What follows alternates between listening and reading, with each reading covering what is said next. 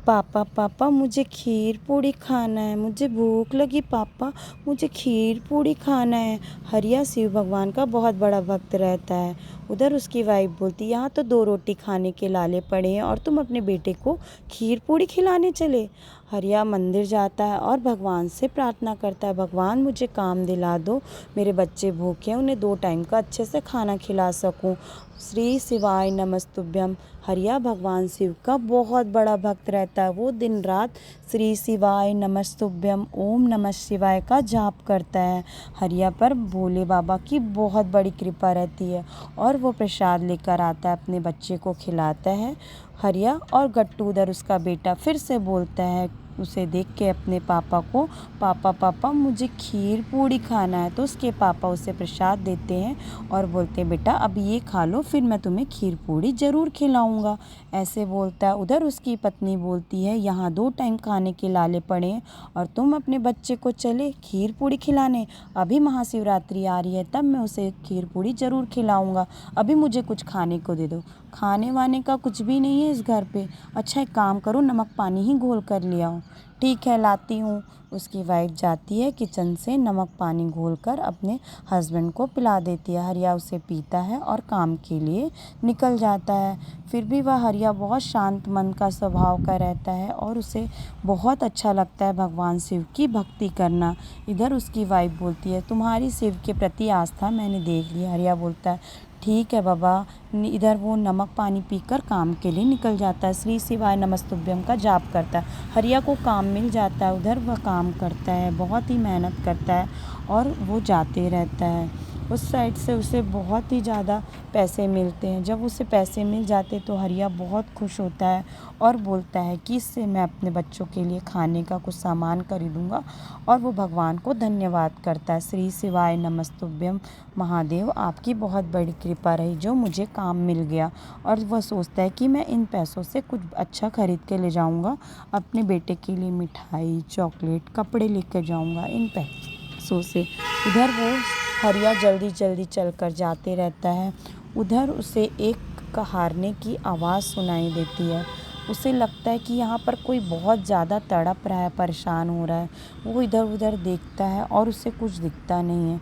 फिर वो धीरे इधर आगे बढ़ते जाता है तो उसे एक बुज़ुर्ग दिखता है जिसके फेस पे बहुत ज़्यादा दाग थे। उसे समझ नहीं आता कि क्या करे। वो पैसे और उस बुज़ुर्ग को उठाता है और सोचता है मुझे इस पैसे से इस बुज़ुर्ग की सहायता करनी चाहिए, इसे ज़्यादा ज़रूरत है। फिर वो बोलता, आप कौन हो? तो वो बताता है कि मैं एक बुज़ुर्ग हूँ और मुझे कोढ़ की बीमारी, इस वजह से मेरे बेटे बहू ने मुझे घर से निकाल दिया।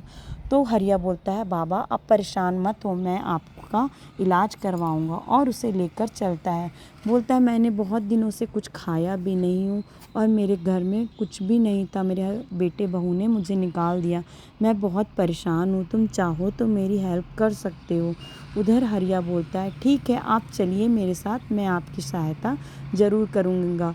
हरिया उसे लेकर बुजुर्ग इंसान को लेकर जाता है और अपनी धर्मपत्नी को बोलता है, ये बुजुर्ग अब से हमारे साथ ही रहेगा। तो वो बोलती है, ये कौन है? तो वो बोलता है, इसे कोढ़ की बीमारी है और इसके घर वालों ने इसे निकाल दिया है, तो ये अब हमारे साथ रहेगा और मैं इसे का इलाज करवाऊंगा। पहले तो उसकी धर्मपत्नी मना करती है, बोलती है, यहाँ तो खुद के खाने का ठिकाना नहीं, हम इस बुजुर्ग को कहाँ से खाना खिलाएंगे, हम तो खुद 2 वक्त की रोटी नहीं खा पाते हैं। तुम चिंता मत करो ना, मेरे महादेव सब सही कर देंगे, तुम परेशान मत हो, और जो हम खाएंगे वो इस बुजुर्ग को भी खिला देंगे, उसमें क्या हो जाएगा। तो पहले वो मना करती है, फिर उसकी धर्मपत्नी मान जाती है। वो उसे बहुत समझाता है। उसके बाद वो बुजुर्ग को लेकर हॉस्पिटल जाता है और वहाँ पर उसका ट्रीटमेंट कराने की सोचता है। वो उसे लेता है और उसे हॉस्पिटल जाता है, दिखाता है। तो फिर डॉक्टर बोलता है, इसे कोढ़ की बीमारी तो है पर वो जल्दी ठीक हो जाएंगे, बस इलाज में कुछ पैसे लगेंगे और धीरे धीरे करके कुछ महीने में इनकी तबीयत एकदम ठीक हो जाएगी और कुछ मेडिसिन लेना पड़ेगा। और फिर वो बुजुर्ग को अपने साथ अपने घर ले आता है। फिर उस दिन वो 2 टाइम का खाना भी अच्छे से उन लोग खाते हैं, जो उन लोग खाते हैं वो उसी को खिलाते हैं। उसकी धर्मपत्नी बार बार समझाती है कि इसे मत रखो, लेकिन वह बोलता है ये बहुत अच्छे हैं और ये इस पे हम ये चाहते हैं कि हम इसकी सहायता करें और हमें किसी की सहायता करने के लिए महादेव ने भेजा है, तो हमें उसकी सहायता ज़रूर करना चाहिए। उधर उसकी वाइफ बहुत परेशान रहती है। इधर हरिया सोचता है कि कहीं मैं इस इंसान को रखकर गलत तो नहीं कर रहा। फिर वो भगवान से प्रेयर करके अपने काम पर निकल जाता है और फिर उसे काम मिल जाता है और उसे पैसे मिल जाते। पैसे से वो 2 टाइम का खाना जुटा पाता है और उस बुजुर्ग के लिए भी मेडिसिन लेकर आ पाता है। वो बुजुर्ग बोलते हैं कितना एहसान है इस हरिया का मुझ पर, जो मुझे खाना भी खिला रहा है, मेरी मेडिसिन भी ला रहा है, मेरे ऊपर कितना उपकार कर रहा है। उधर मेरा लड़का है जो मेरे बारे में सोचता है नहीं। हरिया हर समय भगवान से प्रेयर करते रहता है, श्री शिवाय नमस्तुभ्यम ओम नमः शिवाय बोलकर वो खाने की चिंता करता है। उधर वो बूढ़ा थोड़ा थोड़ा ठीक होने लगता है बुजुर्ग। उसके बाद वह बोलता है कि बेटा हमें महाशिवरात्रि आ रही है, घर पे भंडारा करना चाहिए। तो वो बोलते हैं, हरिया बोलता है कि यहाँ तो खाने के लाले पड़े हैं बाबा, हम 2 टाइम का खाना ही बड़ी मुश्किल से खा पाते हैं, तो हम कैसे भगवान का भंडारा कर सकते हैं। महादेव की कृपा रही तो ये भंडारा ज़रूर होगा बेटा, तुम चिंता मत करो, मैं करवाऊँगा भंडारे का जुगाड़ व्यवस्था, जो बोलोगे सब ला कर दूँगा। उधर वो बोलता है, फिर वो जाता है कि चाहता है कि घर पे भंडारा हो। तो उसकी धर्मपत्नी साफ़ सफाई करती है और बोलती है कि आधा किलो आटा ले आना और 1 पाव चावल ले आना। उधर उसकी वाइफ पूरा घर का साफ़ सफाई करती है, भगवान की पूजा करती है और बोलती है पता नहीं, वो सोचता है इतने में कितना भंडारा होगा। बुजुर्ग उसे समझाता है महादेव की कृपा रही तो मैं इतने में इतना ही भंडारा करवा दूँगा, तुम बस अपने गाँव के अड़ोस पड़ोस को बोलाना कि मेरे घर में भंडारा हो रहा है। वो उधर हरिया जाता है, अड़ोस पड़ोस में बोलाता है कि मेरे घर में भंडारा होता है। उसकी धर्मपत्नी बहुत टेंशन में रहती है कि ये भंडारा होगा कैसे, यहाँ तो खाने के लिए इतना कम ही मंगाए हैं, आधा किलो आटा और थोड़ा सा चावल में क्या ही ये बाबा भंडारा करवा लेंगे। पता नहीं क्या चलते रहता, मुझे तो कुछ नहीं समझ आता। तुम चिंता मत करो, उस बुजुर्ग ने बोला है ना कि यहाँ भंडारा होगा तो महादेव सब ठीक कर देंगे, तुम्हें महादेव पर विश्वास करना चाहिए।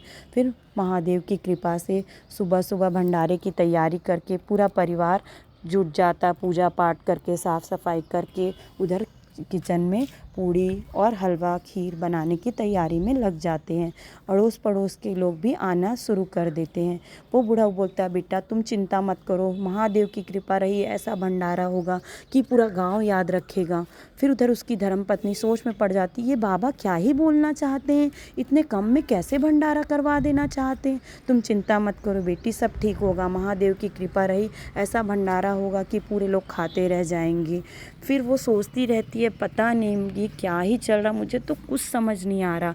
पूरा गांव आ जाता है और उस इतने से आटे में इतने सारे लोग खाने लग जाते हैं।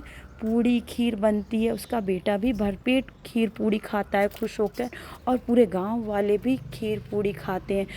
वो खीर पूड़ी ख़त्म हो ही नहीं रही थी क्योंकि महादेव की ऐसी कृपा थी। उधर उसका बेटा इतना खुश था कि मुझे इतने दिन बाद खीर पूड़ी खाने के लिए, और उसकी धर्मपत्नी सोच में पड़ गई कि ये खीर पूड़ी ख़त्म क्यों नहीं हो रही, इतने लोगों का भंडारा कर लिया और उसके बाद भी ये खीर पूड़ी खाने का चल ही रहा है, मुझे तो कुछ समझ नहीं आ रहा है।